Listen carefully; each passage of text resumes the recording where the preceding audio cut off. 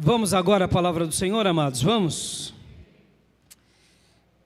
Convido você, meu irmão, a abrir a sua Bíblia no livro do profeta Zacarias. Livro do profeta Zacarias, capítulo de número 2. Capítulo de número 2. Versículos de número 6 e 7.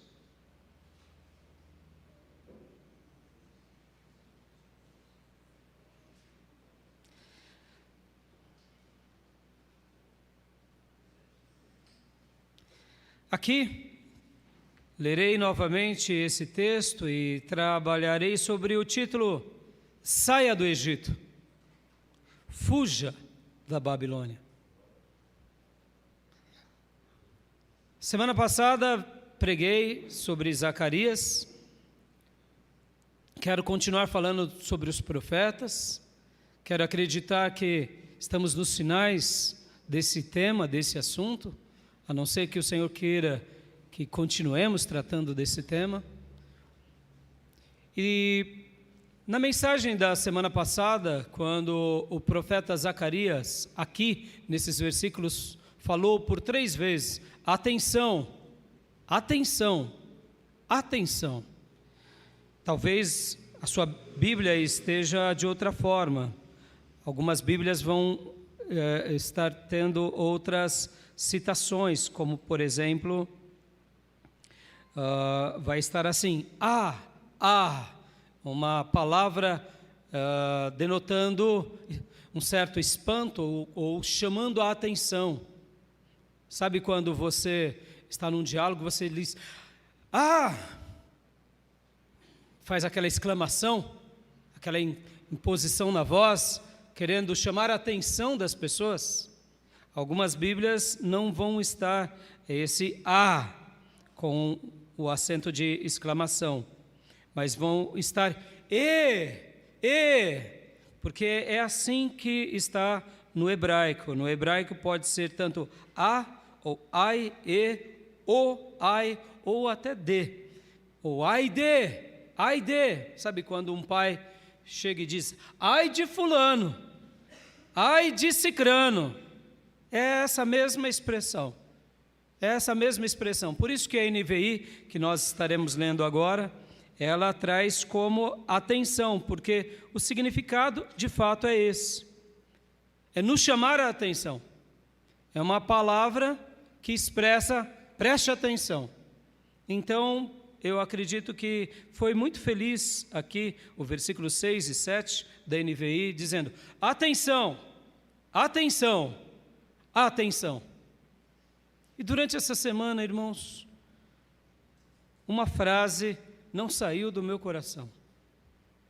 Foi como se Deus colocasse no quadro, na lousa dele, essa sentença e escrevesse, meu servo, eu quero que você fale sobre isso. Só sobre isso. Foi tão forte, irmãos. Todos os dias, manhã, tarde, noite, veio ao meu coração esse título, essa frase. Saia do Egito, ponto de exclamação. Fuja da Babilônia, ponto de exclamação.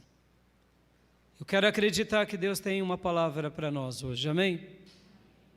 E eu quero orar agora, antes da leitura do texto, para que o Senhor nos ensine, para que o Senhor fale conosco, porque, irmãos, não se iluda, somos o povo de Deus, mas nós não estamos imunes nem ao Egito e muito menos à Babilônia. Muitas vezes achamos que por estarmos na igreja, o Egito e a Babilônia não têm força sobre nós. E eu quero só te lembrar antes da leitura do texto e da exposição da mensagem de hoje. Adão e Eva estavam no Éden, num lugar perfeito. E o diabo, usando a serpente, enganou eles com as setas do Egito e da Babilônia, antes mesmo de existir Egito e Babilônia. E se eles, como casal perfeito, pecaram, quem dera a nós. Então essa mensagem ela é para todos nós, o tempo todo, para todas as pessoas, para todas as gerações. Então eu não tenho dúvida que Deus vai estar falando conosco hoje. Amém, meus irmãos? Vamos orar? Pai amado, Deus de amor, nos colocamos mais uma vez diante da Tua santa e bendita presença e pedimos agora com o nosso coração aberto, escancarado, fale aos nossos corações. Fale aos nossos corações, Senhor. Fale aos nossos corações. Ó Deus bendito, derrama do Teu Santo Espírito sobre todos nós, que sobre todos nós venha a Tua doce e bendita presença, o Teu esclarecimento, as Tuas lições, as Tuas orientações, que a nossa mente esteja cativa ao Senhor, que ela esteja, ó Deus, atenta ao que o Senhor tem para nós, porque, Senhor, sabemos que o que o Senhor tem para nós sempre será bom, perfeito e agradável. E é assim que eu te peço, derrama do Teu Santo Espírito sobre a minha vida, sobre as palavras que falarei, sobre o meu ser e sobre essa igreja, e onde esse culto chegar, e que o Senhor possa nos ajudar a fugir do Egito o tempo todo e da Babilônia, porque ela não tem nada para nos preencher ou para nos satisfazer. Te pedimos, ó Deus, fala conosco e nos abençoa nesse culto de ceia, nesse culto tão maravilhoso, em nome de Jesus. Amém. Amém, meus irmãos. Saia do Egito, fuja da Babilônia. Vamos ler o texto? Eu estarei pegando emprestado esse texto, porque na realidade aqui o texto estava falando necessariamente sobre Samaria, sobre o cativeiro assírio, mas em especial a tribo do norte, o cativeiro assírio, e a Babilônia, o cativeiro babilônico. Mas a mensagem do Egito, ela era uma mensagem muito presente na história do povo de Deus. Por quê? Porque o grande episódio se dá com Moisés livrando o povo de Deus do Egito. E a libertação do Egito marcou a vida do povo de Deus. E é interessante que é uma história que vai sendo repetida por diversas vezes, por diversos profetas, por grandes sacerdotes, reis piedosos. É muito comum ouvirmos: não volte para o Egito, fuja do Egito, saia do Egito, das práticas do Egito. Lembrem-se do que Deus fez na vida dos seus antepassados, resgatando-os do Egito, destruindo as obras do mal, fazendo milagres sobre vocês. Então essa palavra, ela vai permear, ela vai estar presente em todo o Velho Testamento. E vocês têm que lembrar aqui que o profeta Ageu, como o profeta Zacarias, eles estavam sendo aqui os últimos profetas daquele levante que regressou do cativeiro babilônico. E ali eles estavam tendo que êxito sobre aquele povo, porque aquele povo deu ouvido. Aquele povo que agora regressou para Jerusalém e estavam reedificando o templo, eles deram ouvido. Mas só foram eles? Não. Todos os demais servos de Deus que estavam espalhados também no Império Persa, eles também estavam dando ouvido aos profetas. Podem ver a rainha Esther.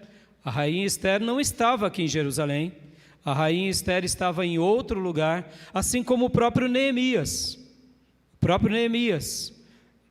próprio Neemias vai passar a existir praticamente 70 anos depois dessa leitura. Mas o copeiro Neemias, servo de Deus Neemias, está lá no Império Medo-Persa seguindo o quê? Um novo imperador. E podem ver que a postura dele é uma postura longe do Egito, e longe da Babilônia. Porque quando ele tem notícias das muralhas que estão em ruínas, das portas que ainda continuam aos frangalhos, o que Neemias faz? Neemias ora, Neemias jejua, Neemias se posiciona, e aí ele entra diante do rei entristecido, ou melhor, do imperador. E ali ele pede ao imperador para ser agora um servo de Deus útil ao seu povo, e aí ele faz aquilo que conhecemos no livro de Neemias. O próprio Esdras também virá um tempo depois. Olha só, Esdras está onde, irmãos? Esdras está lá no Império Medo-Persa, juntamente com o povo de Deus que continua espalhado. Olha que coisa linda, irmãos. O povo de Deus agora estava em Jerusalém, reerguendo o templo, sendo cuidado pelos profetas, e o povo de Deus estava espalhado nas 120 províncias do Império Medo-Persa. E como eles estavam, pastor? Eles estavam com o coração voltados ao Deus de Israel. O coração deles estava em Sião, e eles desejavam a casa de Deus. Mas espera aí, pastor, mas eles não estavam em Jerusalém? Não estavam em Jerusalém. Muitos deles não estavam, a grande maioria não estava. Um contingente apenas de quase 50 mil judeus regressaram. E depois tiveram outros judeus que vieram com Esdras, com Neemias. Foram várias turmas voltando. Mas percebam, a grande maioria do povo estava distante, mas o coração estava em Deus. Olha que paradoxo. Antes do cativeiro babilônico, todos estavam na nação, mas o coração estava onde? No Egito. O coração estava onde? Na Babilônia. E então veio Deus e os castigou. Destruiu a tribo do norte, destruiu a tribo do sul, destruiu os palácios e o templo, e agora lá na Babilônia, depois de 70 anos sendo surrados pelas mãos do Altíssimo, guarde isso, amados, é Deus quem nos fere para depois nos curar. Louvado seja Deus quando Ele nos fere, porque a ferida dEle não é para nos aniquilar, é para nos consertar. E lá em Babilônia, lá na Babilônia, depois de muitas gerações, eles são libertos do pecado, eles são libertos do Egito, eles são libertos da própria Babilônia, e agora uma turma regressa, outras turmas vêm depois, muitos outros se mantêm espalhados ao redor do mundo, mas o coração deles está onde? Não está mais no Egito, não está mais na Babilônia, está no Deus de Israel, está na casa do Pai. Louvado seja o nome do Senhor. Vamos ler esse texto agora, amados, vamos.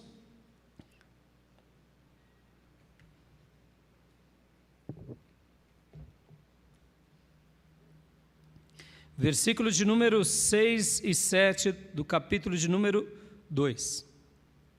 Atenção, atenção, fujam da terra do norte, declara o Senhor, porque eu os espalhei aos quatro ventos da terra, diz o Senhor. Atenção, ó Sião, escapem vocês que vivem na cidade da Babilônia. Até aqui.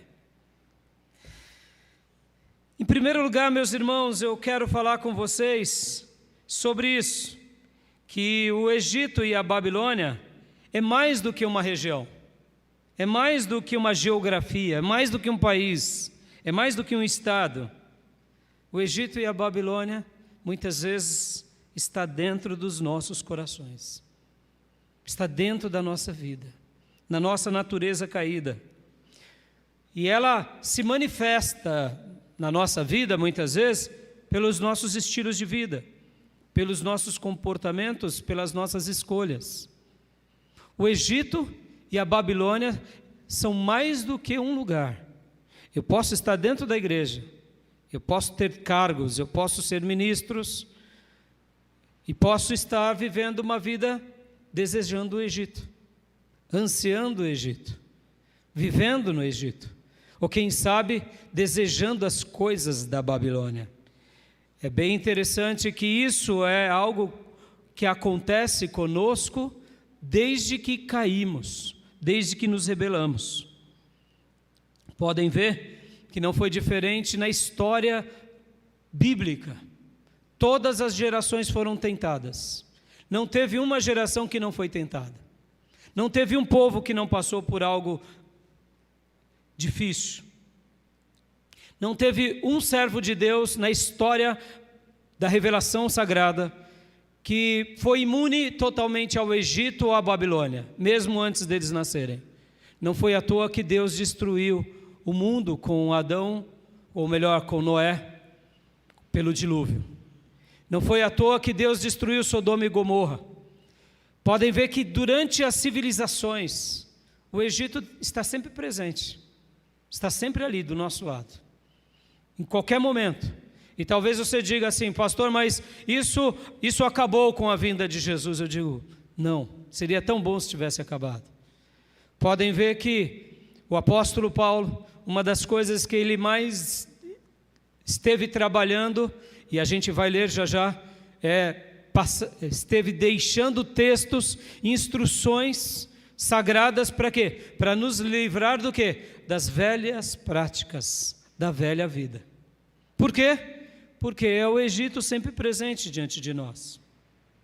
Porque o Egito sempre está ali. O Egito sempre está tentando nos seduzir. E eu quero te dizer, ainda nesse primeiro momento, meus irmãos, o Egito e a Babilônia não são os nossos lares. Eles não são os nossos lares. Eles parecem ser os nossos lares, mas eles não são. Os nossos corações podem ser seduzidos pelo Egito e até ludibriado pelo Egito e pela Babilônia, mas o que o Egito causará em nós e o que a Babilônia gerará em nós será apenas destruição. Nós nos desfiguraremos. Por quê? Porque nós não somos desse lugar. E eu quero apenas lembrar que nem os seus ossos e nem os meus ossos são desse Egito. Sabia disso? José, quando ele esteve lá servindo ao Egito, quando ele morre, ele pede aos seus irmãos, quando regressarmos à casa dos nossos pais, me prometam que vocês levarão os meus ossos. Quando Moisés recebe a incumbência de ser o libertador do povo de Deus, do Egito, ele também diz, me tragam os ossos de José.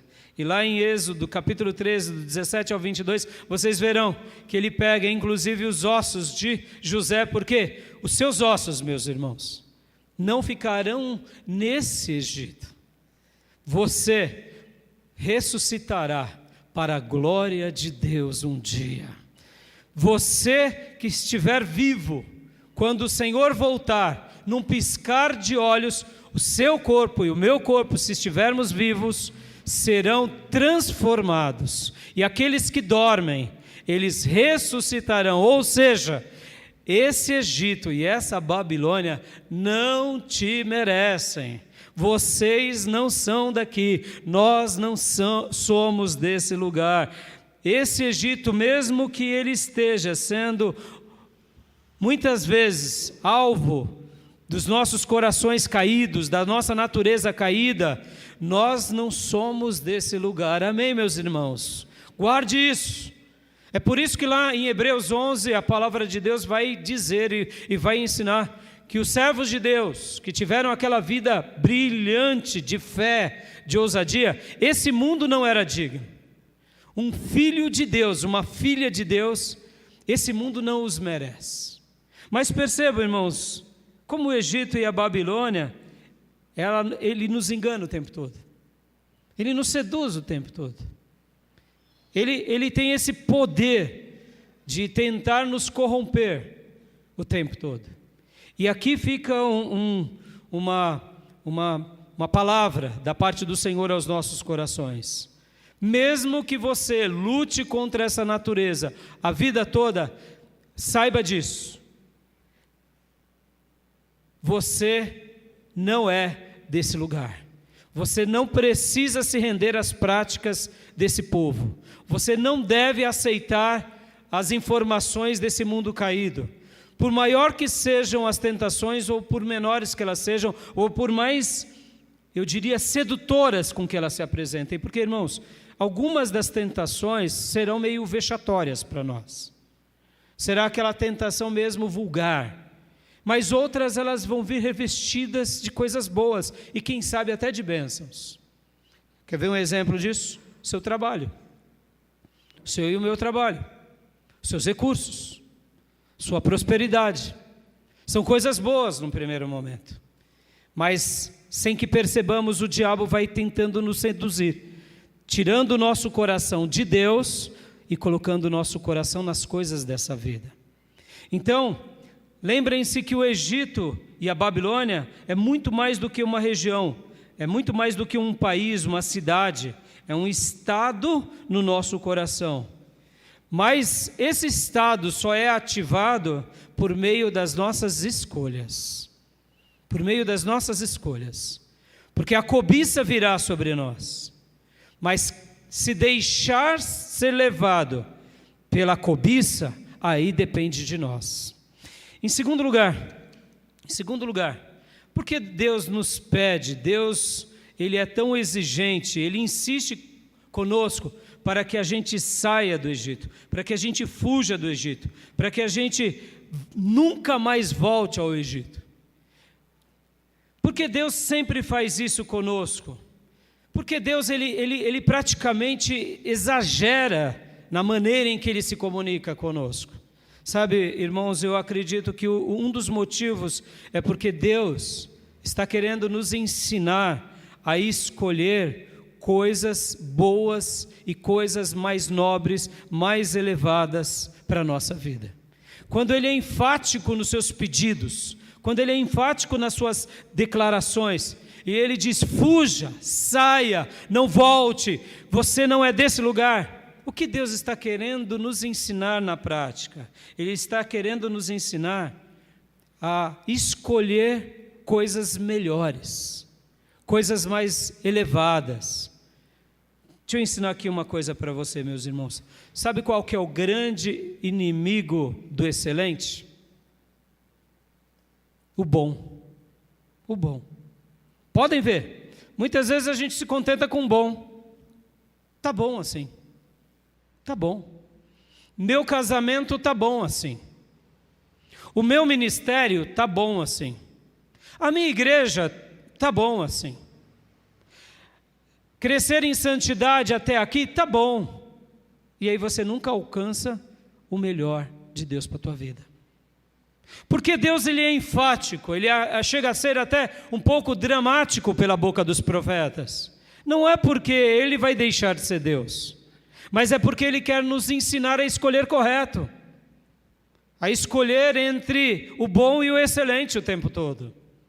Por quê? Porque se o Egito, ele sempre estará diante de nós, e ele tem um poder de sedução muito grande, assim como a Babilônia, Deus, Ele sabe que no momento em que nós fraquejarmos e dizermos para nós: tá bom assim, tá bom, Deus já me pediu demais, a gente começa a regredir.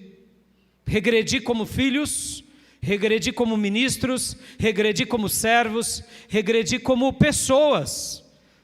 E aqui, irmãos, guarde isso. Tente descobrir o que Deus tem para a sua vida e tente desenvolver o que Deus te deu, dando o seu melhor para Ele, o seu melhor. E tudo que não for melhor, não faça. Tudo que não for o seu melhor, não apresente a Ele. Porque Deus, o nosso Deus, fez o melhor dEle por você e por mim. Ele te deu uma salvação que é incomparável. Ele te amou de forma incomparável. Ele te separou desse mundo e destruiu as obras do diabo de forma especial. Tudo que Deus fez por você e por mim foi o melhor. E Ele merece apenas o melhor da nossa parte para Ele. Então, na realidade, em segundo lugar, porque Deus fica nos pedindo? Por isso, Ele nos pede muitas vezes dessa forma, porque Ele quer que a gente aprenda a escolher correto. Ele quer que a gente aprenda a olhar com perspectiva. Sabe por quê, meus irmãos? O Egito faz a gente enxergar alguns metros na nossa frente. É a casa, é a bênção, é o carro, é a prosperidade dos filhos. Nessa semana, enquanto eu dava aula, eu comentei ali com os alunos do seminário algo que eu tinha acabado de ouvir um dia antes. Eu liguei o meu rádio em uma das nossas rádios e ali eu comecei a ver uma irmã sendo indagada por um apóstolo, e ali no meio daquelas indagações ela dizia: pastor, eu fiz um voto com Deus, o voto tal. E o apóstolo sorria e celebrava com ela. E ali ela falava das bênçãos financeiras. E depois falava da bênção do filho dela entrando na faculdade com um pouco de bolsa. Meus irmãos, alguns passos, alguns metros na frente da gente. Jesus não morreu na cruz por causa de alguns metros que a gente enxerga ali na frente. Jesus morreu por mim e por você por causa da eternidade que nos aguarda. A eternidade que chegaremos. Pastor, mas e essas coisas que estão a alguns metros de nós? Filhos, descansem. A bênção de Deus te alcançará. Deus te prosperará, é promessa dele. Você será cabeça em muitas áreas, você será um servo de Deus abençoado, o seu lar será uma bênção, seus filhos serão bênção, você frutificará e o seu lar, e você verá a prosperidade de Deus na sua vida naturalmente. Por quê? Porque é promessa de Deus sobre nós, alguns passos adiante de nós. Quantos passos daremos até o nosso último dia? Mais 10 passos, 100 passos, 1000 passos, serão 10 anos, 20 anos, 50 anos? Não se preocupe, serão dias abençoados, porque Ele disse que todas estas bênçãos te alcançarão. Você não precisa correr atrás de profeta. O profeta será enviado a te trazer respostas de Deus, como hoje. Basta a gente sair do Egito, basta a gente fugir da Babilônia. Por quê? Porque quando a gente faz isso e aprende a escolher correto, nós estamos agora aprendendo a escolher como Deus sonhou para nós. Porque ao fazermos isso, confirmamos duas das maiores virtudes do crente. Quando eu aprendo a escolher como Deus quer que eu escolha, porque perceba, irmãos, a escolha está diante de nós. É o monte da bênção e o monte da maldição. É o monte Ebal e o monte Gerezim.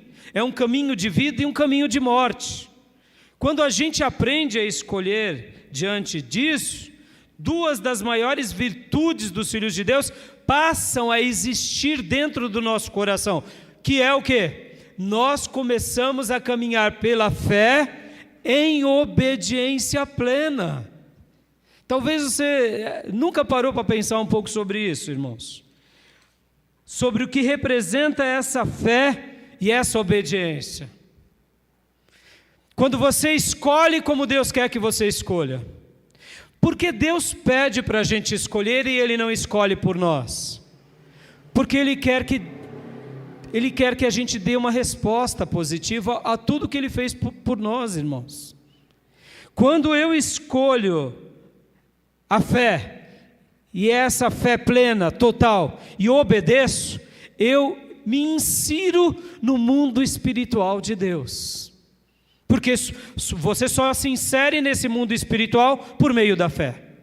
O que te trouxe aqui à igreja foi a fé. E o que me faz obedecer a Deus é a fé. Se eu realmente tenho fé de todo o meu coração, e essa fé ela é plena, porque preste bastante atenção, a nossa fé, que é uma bênção, ela pode não ser plena. Podem ver que o diabo crê em Deus. Crê ou não crê? Crê ou não crê? Diz Tiago. Crê. O diabo crê em Deus. Agora, a fé do diabo é plena? Não, um dia foi, deixou de ser. A minha fé se torna plena quando ela é aliada ao quê? À obediência. Então, quando eu faço isso, Eu escolho como Deus quer que eu escolha, ou como Ele deixou para mim e para você. E a gente foge da Babilônia, a gente foge do Egito, e nós lutamos contra a nossa natureza e falamos: sim, eu vou escolher como Deus quer, eu vou dar esse passo como o Senhor deseja. E é por essa razão que Hebreus 11 vai falar que a fé é o firme fundamento. É uma coisa firme, é sólida, você está segura nessa promessa. Quando você dá um passo pela fé, você está firmado em coisas realmente que no mundo espiritual existem. No mundo espiritual existem, irmãos. Pastor, esse negócio de crer em Deus é conto da carochinha. Meus irmãos, a fé, ela é um firme fundamento. A fé, ela é algo que nós temos que ter certeza dela. É algo que, como diz Hebreus 11:1, ora, a fé é a certeza daquilo que esperamos e a prova das coisas que não vemos. É certeza, é prova. Percebam quantas vezes na nossa vida a gente não dá um passo pleno de fé. A gente dá um passo até aqui. Daqui para cá a gente... Irmãos, Deus quer que a gente escolha como Ele escolheu, porque aí vem a terceira e a melhor coisa. Aleluias. Porque no momento em que você escolhe como Deus quer que você escolha, você está inserido no mundo espiritual de Deus. E que mundo é esse, pastor? É o mesmo mundo que livrou Israel do Egito. É o mesmo mundo que livrou Judá da Babilônia. Posso ouvir glórias a Deus, meus irmãos? Porque ao obedecermos de todo o nosso coração, nós damos esse passo, aonde? No reino espiritual, no mundo espiritual. E depois de fazermos isso, o que mais precisamos fazer? Aí para a nossa parte, agora entra a parte de Deus. Sabia disso? Tem vezes que a gente quer fazer tudo, não é? A gente quer ganhar as pessoas para Cristo na força do nosso braço, a gente quer fazer a obra de Deus na força do nosso braço. Não, aí a sua fé está sendo uma fé misturada. Porque depois que você mergulha de todo o coração e acredita em Deus e obedece sem reservas, você já está inserido no mundo espiritual. E por você estar inserido no mundo espiritual, você agora tem que deixar aquele que te separou agir sobre a tua vida. E aí o que você faz? Você só espera. Pastor, mas e por que muitas vezes o senhor trabalha, outros irmãos trabalham, Deus pede para a gente trabalhar? Porque dentro desse contexto de fé, temos promessas condicionais e incondicionais. E dentro das promessas condicionais, eu já expliquei para vocês, eu não vou explicar novamente, nós precisamos continuar agindo. Por quê? Porque é o que Deus espera de nós. E aí, pastor, aí a gente só faz o que Deus espera de nós e o que mais? E aí ele começa a atuar. Terceiro lugar, é nessa hora, daqui em diante, que nascem os grandes milagres de Deus entre nós, acontecendo no nosso coração, na nossa alma como filhos de Deus, porque adentramos o mundo espiritual. Nos lançamos sem reservas, acreditamos que Ele pode fazer tudo por nós, e aí, a partir de então, é Deus fazendo algo na nossa vida, amém, meus irmãos? E é aqui que muitos filhos de Deus se confundem. Por quê? Porque eles não veem acontecendo as coisas, aí eles precisam fazer algo. Deixa eu explicar para vocês uma coisa. Lá no Egito tinha religião, os faraós tinham práticas religiosas, tinham deuses que eles adoravam, tinha milagres egípcios, tinha. Lá na Babilônia tinha religião, tinha. Nabucodonosor era adorador de outros deuses, sim. Podem ver que Daniel recebe um nome, Beltesazar, que era um nome de um deus da Babilônia. E os demais amigos de Daniel receberam nomes também de deuses da Babilônia. Lembra que as comidas eram apresentadas aos deuses da Babilônia? Ou seja, os deuses da Babilônia eram venerados, haviam sinais e maravilhas desses ídolos. Irmãos, guarde isso. No Egito, As serpentes do Egito tinham poder. Os magos egípcios faziam com que também a água se transformasse em sangue. No entanto, o poder de Deus é superior ao poder da religião do Egito e da Babilônia. Amém, meus irmãos? Por que eu estou falando isso? É aqui que muitos servos de Deus se perdem. Muitos servos de Deus se perdem nesse ponto, porque eles não estão vendo acontecer, eles querem fazer acontecer na força do seu braço. E eu quero te dizer, meus irmãos, eu quero dizer a você, Igreja de Jesus, quando você se adentra no mundo espiritual de Deus, você só se aquieta, porque agora é a hora de Deus revelar a glória dele sobre a tua vida. E é aqui que entram um dos exercícios mais maravilhosos do povo de Deus. Mas é aqui também que se perdem, porque nós somos seres religiosos. E é por isso que eu disse que o Egito está dentro de nós, a Babilônia está dentro de nós. E muitas vezes nós fazemos da igreja do Deus vivo uma igreja egípcia, da igreja do Deus vivo uma igreja babilônica, com práticas da Babilônia, com métodos da Babilônia, com misticismos do Egito, crendo em crendices. Percebam, a gente se perde. O próprio Moisés se perdeu em um dado momento. Antes de libertar o povo de Deus aos 80 anos, com 40 anos ele tenta fazer a obra de Deus na força do seu braço. Abraão também se perdeu. Deus disse que ele teria uma família e ele seria pai de muitas nações. Ele tentou dar uma ajudinha para Deus. Você já tentou dar uma ajudinha para Deus? Quantas vezes, meus irmãos? Quantas vezes? Por quê? Porque é aqui que a gente se perde. É aqui que a gente fica dizendo: Deus, e a tua promessa? Quando ela vai se cumprir? Quando ela vai realizar? E o meu parente? E o meu familiar? E as tuas bênçãos? E o que o Senhor prometeu? Senhor, o Senhor está falhando, então eu preciso te ajudar. Mas quando a gente se adentra, se rende, meus irmãos, descanse em Deus. Por isso que o profeta aqui no capítulo de número 2, e agora eu quero continuar lendo com vocês os demais versículos. Vamos lá, Zacarias 2, 7, ou melhor, 2, 8. Presta bastante atenção, a ordem de Deus para nós, irmãos, é bem simples. Fuja do Egito, saia da Babilônia, fuja da tribo do norte, saia da Babilônia. A ordem de Deus é só essa, irmãos. E aí, pastor? Depois aguarde e veja quem vai trabalhar na sua vida. Antes de lermos o texto, deixa eu dizer uma coisa aqui para você. Você luta contra a sua natureza? Você tem fraquezas que você não vence? Você está tentando vencer na força do seu braço? Pois é por isso que você não está vencendo. É na força do seu braço, do meu braço.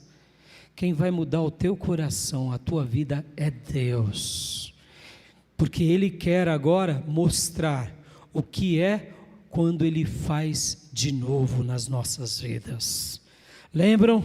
Há um antes e há um depois. Há um Jacó que vira Israel. Há um Abrão que vira Abraão. Há uma Sarai que vira Sara. Há um Cefas que vira Pedro. Há um Levi que vira Mateus. Há um Saulo que vira Paulo. É um antes, mas é um depois. É Deus quem vai fazer na sua vida, meu irmão. Se você creu nele, só obedeça. Tenha essa obediência. E a atenção está onde? A atenção está em nós. Porque muitas vezes a gente está dizendo assim: mas eu quero o Egito, eu quero a Babilônia. É verdade, irmãos. Você vai lutar contra o Egito e a Babilônia para sempre, porque a nossa carne ela é falha, mas lute e creia que quando você der esse passo de fé, não será a autorreligiosidade, a autorreligião, a autojustiça que te fará vencer, mas é o Nazareno, pelo poder de Deus, que vai mudar a tua alma, vai mudar o teu sentimento, vai mudar as tuas entranhas, vai arrancar as amarguras, vai arrancar a ausência de perdão e vai mudar a tua estrutura, ajuda, filho. É Deus quem vai fazer isso na tua vida. Porque é Ele que pega uma mulher samaritana e transforma agora numa missionária entre o seu povo. É Ele que pega um gadareno possesso por demônios que fica muitas vezes nos cemitérios, destruindo covas, destruindo cadeias, e faz ele um pregador entre os seus. É o Senhor que pega uma Maria Madalena com 7 demônios e faz ela se transformar numa santa mulher. Não somos nós, amados. É Deus quem muda a nossa vida. Basta a gente sair do Egito e sair da Babilônia. Aqui o profeta Ageu, ao falar aqui, ou melhor, o profeta Zacarias, ao ter se revelado a eles, dizendo: olha, eu serei a muralha de fogo ao redor de vocês, eu serei a coluna da glória, eu serei a glória dentro de vocês. Aí ele vem e diz: atenção, atenção, fujam, atenção, fuja. E agora ele vem se revelando, olha só o que ele diz: porque assim diz o Senhor dos Exércitos, Ele me enviou para buscar a sua glória entre as nações que saquearam vocês, porque todo que tocar em vocês, toca na menina dos olhos dele. Aleluias! Meus irmãos, nesse momento do milagre, o milagre vai acontecer dentro de você, sabe por quê? Porque é Deus quem vai trabalhar em você. Você, no momento em que dá um passo de fé incondicional, você se torna a menina dos olhos de Deus. Que expressão é essa no original? É a pupila. É a pupila. Deixa eu te perguntar, você se preocupa com a sua pupila? Ou é um ato involuntário do seu próprio corpo reagindo o tempo todo, lubrificando a tua pupila? Quantas vezes você já piscou hoje? Quantas vezes você vai piscar até o final do seu dia? Milhares de vezes. Por quê? É um ato involuntário. Se você está vivo, pupila pisca. Ou melhor, você pisca e pupila está conservada e protegida. Quantas são as vezes que nós temos atos involuntários quando algo vem em direção aos nossos olhos? O que acontece? A gente fecha. É algo involuntário. Você não pensa assim, fechar os olhos agora, abrir de novo. Não, você não faz, você faz. Você nem sabe por que faz. É que nem o coração bate. Por que o seu coração está batendo agora? Você está vivo. Simples assim. Porque o seu sangue está circulando dentro do seu corpo? Porque você está vivo. Você é a pupila dos olhos de Deus. Quando você dá esse passo de fé, fugindo da Babilônia, fugindo do Egito e dizendo: Deus, eu estou aqui. Eu vou cumprir com tudo que o Senhor quiser sem reserva. O Senhor me pediu para te amar, eu vou te amar. O Senhor pediu para amar o próximo, eu vou amar o próximo. O Senhor pediu para perdoar, eu vou perdoar. O Senhor pediu para me santificar, eu vou me santificar. O Senhor pediu para orar com a igreja, eu vou orar. O Senhor me pediu, eu vou fazer. Ah, mas eu não quero fazer. Não ligue para o que você quer, porque lembre-se, há uma luta que guerreia dentro de nós. Então, haja pela fé. Haja pela fé. Sujeite as suas paixões. Sujeite a sua mente. Não espere ter pensamentos bons para fazer. Faça. E aí depois vem esse terceiro e grande passo. É Deus cuidando da sua vida como Ele cuida das meninas dos olhos. Você se torna esse ser abençoado e guardado. E vamos continuar lendo aqui. Porque olha só o que diz o texto. Porque todo aquele que tocar em vocês, toca na menina dos olhos dele. Versículo de número 9. Certamente levantarei a minha mão contra as nações, de forma que serão um espólio para os seus servos. Então vocês saberão que foi o Senhor dos Exércitos quem me enviou. Meus irmãos, olha o que Deus está dizendo aqui. Povo de Deus, em Jerusalém, em Judá e no mundo, fique tranquilo. Fuja do Egito, saia da Babilônia, porque eu farei de vocês a menina dos meus olhos. E todos que se levantarem contra vocês se tornarão espólio. Em outras palavras, se tornarão despojo. O que é o despojo? O que é o espólio? Era os bens adquiridos pela batalha. Pastor, eu estou lutando contra as trevas, não estou vencendo. É porque a sua entrega não foi em fé e obediência total. Faça isso em nome do Senhor, desejando fugir do Egito, sair da Babilônia, que você vai ver a vitória de Deus sobre toda a obra maligna que até hoje te escravizou. Porque é promessa dele. É promessa dele. Continuemos lendo. Então vocês saberão que foi o Senhor dos Exércitos que me enviou. 10. Cantem e alegrem-se, ó cidade de Sião, porque venho fazer de você a minha habitação, declara o Senhor. Muitas nações se unirão ao Senhor naquele dia e se tornarão meu povo. Então você será a minha habitação e reconhecerá que o Senhor dos Exércitos me enviou a vocês. Perceba a maneira que Deus fala. É Ele atuando sobre nós. É Ele agindo sobre nós. É Ele permitindo com que os inimigos se levantem. No momento que se levantem, cairão por terra. Você vencerá e ainda terá o despojo de guerra, o espólio. Ou seja, nenhuma batalha que você tem na sua vida, meu irmão, ela é infrutífera. Ela é estéril. Essa batalha que você está tendo hoje na sua vida, ela vai ser uma riqueza na sua alma. Deixa eu te falar aqui, talvez para você entender espiritualmente. Você luta no seu casamento, meu irmão? Você luta, minha irmã, no seu casamento? Uma batalha que parece que não vai ter fim. O diabo parece que está ganhando todos os pleitos. Você já está cansado, você está exausto, você não consegue mais nem ter fôlego para vir para a igreja ou para orar, porque parece que Deus fechou os céus e tem agora uma barreira de bronze sobre os céus, porque você está prestes a desfalecer. Pois é, continue lutando, meu irmão, minha irmã, porque a tua vitória está próxima em nome de Jesus. Essa vitória que Deus causará na tua vida será um espólio, será um despojo espiritual. Você vai ver a vitória de Deus na tua vida em nome de Jesus, nessa área que tanto te escraviza, nessa área que tanto te aprisiona. E aí, essa vitória vai ser o começo de muitas outras vitórias em nome de Jesus. Num primeiro momento é uma batalha que você já está quase desfalecendo. Mas eu quero te dizer que o grande autor da vida está vendo a sua luta. E tem vezes, irmãos, que quando a gente está prestes a desfalecer, essa é a hora de Deus atuar. Sabe por quê? Enquanto ainda temos força e vigor, a gente faz algo. E se Deus operar o milagre enquanto fazemos, nós achamos que foram os nossos atos que nos deu a vitória. E não é.